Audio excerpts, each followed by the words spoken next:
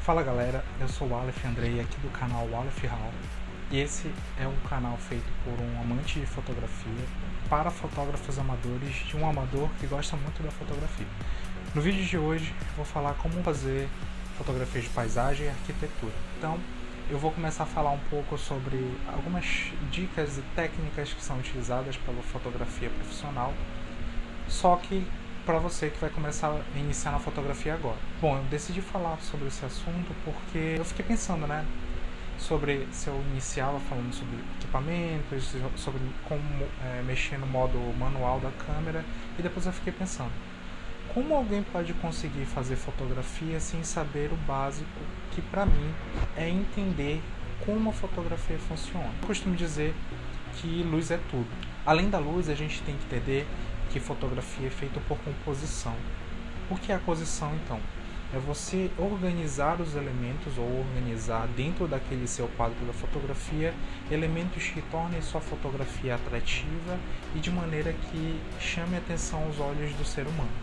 No vídeo de hoje eu trouxe inclusive uma colinha para falar um pouco sobre algumas técnicas que eu utilizo nas minhas fotografias de paisagem e nas fotografias de arquitetura que eu uso ultimamente.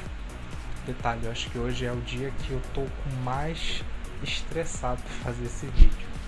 Não que eu não quero fazer vídeo para vocês, mas é porque hoje montar todo esse set dá muito trabalho. E eu nunca imaginei que daria tanto trabalho como tá dando hoje. Deu trabalho para montar a luz, deu trabalho para montar o fundo, e ficou calor e eu suei, enfim. Mas estamos aqui hoje. O primeiro assunto que eu vou abordar hoje nesse vídeo é falar sobre as regras de composição utilizadas na fotografia. Regras de composição são regras que visam deixar a sua fotografia mais harmoniosa e atrativa para os olhos dos seres humanos. A primeira regra que eu tenho a falar é a regra dos terços. A regra dos terços eu falei no vídeo anterior, e ela é uma regra que possui linhas imaginárias que vão cortar a sua fotografia. Para que a gente utiliza essa regra? Utilizada para chamar mais atenção para o seu assunto que você gostaria de mostrar na fotografia. As linhas são duas linhas horizontais e duas linhas verticais que se cruzam. Nesses cruzamentos você coloca aquilo que você gostaria de chamar a atenção. Por exemplo, em algumas fotografias que eu vou colocar aqui ao lado, em que você consegue ver que claramente elas chamam a atenção para o seu visor. A segunda regra que eu vou falar são as linhas guias. Linhas guias são utilizadas muito na fotografia de paisagem para chamar a atenção para um infinito ou para um objeto dentro dessa sua fotografia. Por exemplo, pedras podem ser uma linha guia, linhas formadas naturalmente por escadas, pontes, prédios, estradas, ruas, todas essas linhas são linhas que conseguem fazer com que seus olhos caminhem dentro daquela foto. E assim você consiga mostrar desde o seu primeiro plano até o seu último plano aquilo que você gostaria de mostrar de forma interessante. As linhas guias servem como se fossem realmente guias para os nossos olhos.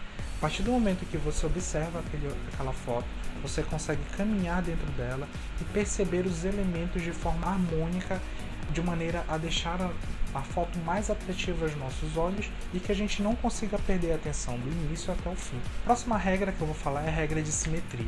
A regra de simetria geralmente é muito utilizada em fotografias onde que você observa, por exemplo, pontes que vocês veem que são muito bem organizados, prédios um ao lado do outro, em que você tem uma simetria de linhas e objetos que são bastante simétricos. Dessa maneira você consegue tornar e quebrar até a regra dos terços. Com essa regra você não precisa seguir aquela regra que eu falei anteriormente, a regra dos terços, em que você vai ter que colocar os seus objetos em pontos específicos da sua foto. Com a regra da simetria, basicamente você vai ter que colocar dentro do seu frame, do seu quadro, objetos que sejam simétricos, sejam eles redondos, esféricos, retilíneos, curvilíneos, desde que todos esses objetos que você queira colocar dentro da sua fotografia tenham uma repetição de elementos que sejam simétricos. Por mais que você acredite que na fotografia você vai estar fugindo da matemática, você se engana muito bem. Uma dessas regras é a Phi Grid ou a Goderation. É uma regra da fotografia baseada na sequência de Fibonacci, uma proporção matemática. Por incrível que pareça, a gente acha que não vai encontrar matemática na fotografia e na verdade a gente encontra vários cálculos que são utilizados dentro da fotografia. Mas calma. a gente não precisa saber dessa matemática toda para poder utilizar ela na fotografia. Basicamente, Fibonacci criou uma regra em que ele conseguiu fazer os cálculos lá dele e conseguiu encontrar um número quase que perfeito. Essa regra se repete na natureza desde furacões até a nossa Via Láctea. E dessa maneira, a gente conseguiu posteriormente utilizar essa regra que era utilizada na matemática e na fotografia. Dentro da arte, a gente tem muitos exemplos da regra de Fibonacci utilizada para atrair os olhos para aquela pintura. A pintura de Mona Lisa e a Última Ceia são exemplos claros dessa regra de Fibonacci que foi utilizada por aqueles pintores naquela época. Desde então, essa regra tem sido utilizada dentro da fotografia e ela é muito importante para enquadrar e deixar mais harmoniosa e interessante aquela foto para os olhos humanos. Para a fotografia de pessoas, nós utilizamos como se fosse um espiral em que você coloca em um desses pontos da espiral aquilo que você gostaria de trazer de interesse para a sua foto. Para a fotografia de paisagem, a gente consegue encontrar esse Phi Grid que eu falei para vocês, que é muito parecido com a regra dos terços. No entanto, o Phi Grid ele tem uma proporção um pouco menor do quadrado central. Esse Phi Grid vai ter quase o mesmo objetivo da regra dos terços. Você vai organizar dentro desses pontos, dentro da sua fotografia, para que seus olhos, ou os olhos o espectador que for ver a sua foto, consiga ter os olhos atraídos para aquele objeto que você gostaria de dar atenção dentro da sua fotografia. Outras dicas que eu vou dar agora são dicas um pouco mais simples, que são mais como utilizar seu equipamento, para que dessa maneira você consiga obter fotografias melhores, mesmo utilizando equipamentos que sejam básicos. Uma das ferramentas que eu utilizo muito dentro da fotografia, que inclusive vou botar aqui alguns exemplos dessas fotos que eu já fiz e utilizo no meu celular, é o HDR.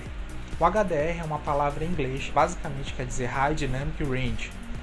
Você já tentou tirar uma foto em um dia em que você está contra a luz e a sua câmera ela não consegue compensar nem a luz de trás nem a luz da frente? Ou você fica muito estourado, o seu rosto fica muito claro e o fundo também fica muito claro, ou seu rosto fica escuro e essa parte de trás, o seu céu, fica do jeito que você quer. O HDR ele junta 3 fotografias com 3 exposições diferentes. Para quê? Ele une essas 3 fotografias para que dessa maneira você consiga obter uma fotografia com a exposição ideal.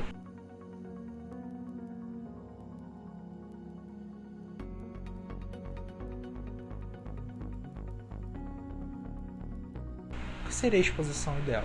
A exposição ideal é quando você tem terra, mar, vamos supor, e céu, todos com a exposição correta, nenhum dos 3 estourado. Como eu expliquei no vídeo anterior, exposição estourada quer dizer que quando a fotografia ela estoura o limiar de luz e você não consegue recuperar ela e dessa maneira você perde detalhes dessa sua fotografia. Fotografia subexposta é quando a fotografia que você tira está muito escura e você não consegue tirar detalhes dela. Na fotografia JPG isso é muito comum acontecer e normalmente você perde esses detalhes e não consegue ter recuperação, que não acontece, por exemplo, no arquivo RAW. Mas calma, nós vamos falar um pouco disso só nos outros vídeos que virão. Então o HDR ele é uma ferramenta que é muito interessante que você tire e ele é muito bacana. Se seu celular possuir, sempre use ele, principalmente quando você for fazer fotografias de paisagem. Mas detalhe, só use ele se você estiver com a mão bem firme. Por quê? Ele vai fazer 3 fotos diferentes, como eu falei para você. Ele vai pegar essas 3 fotos e unir elas. Se seu braço tremer nesse momento, pode ser que quando ele for condensar essas fotos, elas não fiquem tão nítidas. Então, se você for tirar essa foto e você puder ter um tripé, por favor, coloque a câmera no tripé, ou se não, segure bem firme seu celular para você poder fazer esse tipo de fotografia. Outra dica que eu vou dar agora é sobre o tripé. O tripé ajuda muito na sua fotografia, pois ele vai ajudar tu deixares a tua câmera no local bem fixo e que não vai mexer quando você vai fotografar. Então você vai evitar fotos borradas, fotos que estejam fora de posição ou fotos até que estejam fora do horizonte. Isso vai puxar a minha outra dica. A terceira dica que eu dou é em relação a você. Se seu celular tiver um horizonte virtual, utilize ele para deixar sempre seu horizonte reto. É um dos maiores erros que as pessoas cometem quando começam a fotografar. A próxima dica que eu vou dar para vocês é sobre utilizar horários adequados para fazer as suas fotografias. Não porque essa fotografia vai ser perigosa, mas até pode ser, dependendo de onde você morar, mas é que assim, existem 2 horários que são muito utilizados na fotografia de paisagem que tem cores muito interessantes para você iniciar nessa fotografia. 2 desses horários são horários da Golden Hour e da Blue Hour. Um dos horários que eu adoro são o horário da Golden Hour, onde o pôr do sol está iniciando. Nesse horário você vai ter cores muito amareladas, cores muito interessantes, tonalidades muito próximas do vermelho. Então você vai encontrar cores que, quando a gente acrescentá-las nessa fotografia, você vai ter cores contrastantes, bem saturadas. Então isso é muito atrativo, principalmente para mim que gosto muito desse tipo de fotografia. É uma das minhas fotografias preferidas, são fotografias bem saturadas. Utiliza esse horário que é muito interessante. A Blue Hour também é um horário muito interessante. São horários onde, depois que passou um pouquinho o pôr do sol e iniciozinho do dia, lá pelo horário de 5h30, 6 horas, quando o sol começa a nascer, dependendo de onde você mora também. Por que eu aconselho a fotografar esses horários? São horários onde a fotografia e a luz já estão um pouco menos perpendiculares do que o horário de meio-dia até 3 horas, por aí. Esses horários não são muito interessantes de fotografar porque eles podem causar sombras e um desequilíbrio de rende dinâmico muito grande na sua câmera.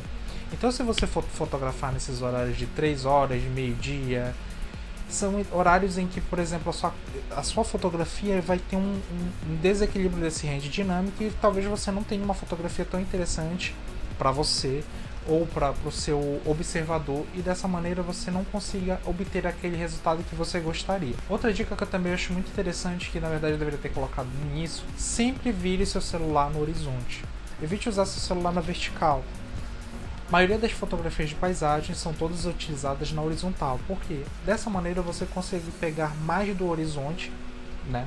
E você consegue acrescentar mais detalhes à sua fotografia. Então, uma das dicas que eu dou para você: você quer iniciar na fotografia de paisagem, então, utilizando o celular, uma câmera, seja lá o que for, sempre utilize a câmera na horizontal. Dessa maneira você vai conseguir obter fotos bem interessantes e bem organizadas. Outro detalhe é: nunca deixe sua câmera fora do horizonte, sempre deixe ela na linha bem horizontal.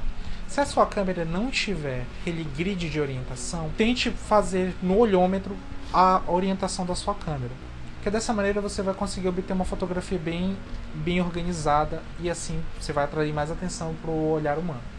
Bom, galera, se você gostou do vídeo hoje, deixe seu comentário aqui embaixo, deixe seu like, se inscreva no canal, siga-me nas redes sociais, que lá você vai obter mais fotos minhas com detalhes de como eu faço. Eu agradeço pela atenção de todos e até o próximo vídeo.